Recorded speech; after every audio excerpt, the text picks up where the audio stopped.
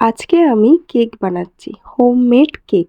আর সেটা কেন, সেটা তো দেখলেই জানতে পারবে ভিডিওটা।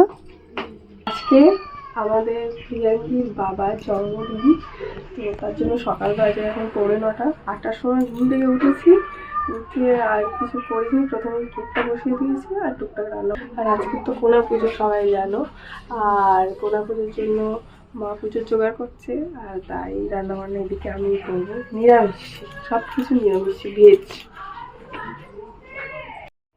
ওই বিয়াঙ্গি, তোর ব্রাশ কোথায় রে? চলবি তো?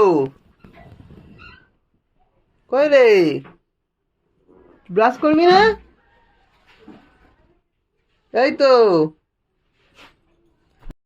আর তোমরা হয়তো ভাবছো, বাবা 8টার সময় ঘুম থেকে উঠেছে। হ্যাঁ, কারণ ওই দিনকে ছিল সানডে, মানে 17 তারিখে।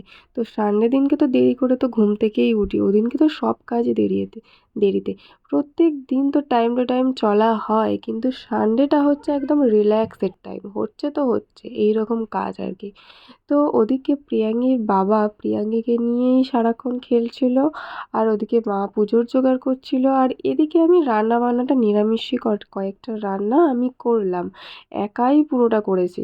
আর হ্যাঁ, রান্না বান্না আমার খুবই ভালো লাগে, মানে যতই রান্না দিক না কেন আমার কাছে কোনো ব্যাপার না রান্না করা, আমি ভালোবাসি রান্না করতে।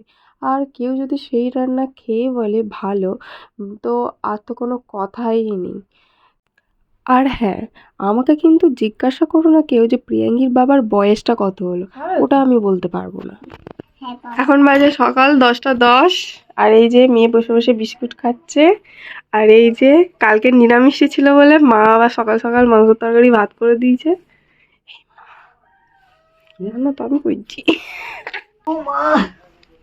সকাল তো নিরামিষই ছিল, তার জন্য আজকে সকালে আসলে এক জায়গায় যাচ্ছে কলকাতায়, তার জন্য। এই যা গায়ে বডি লোশন মাখায় না। আচ্ছা খেয়ে নাও, খেয়ে নিয়ে মা।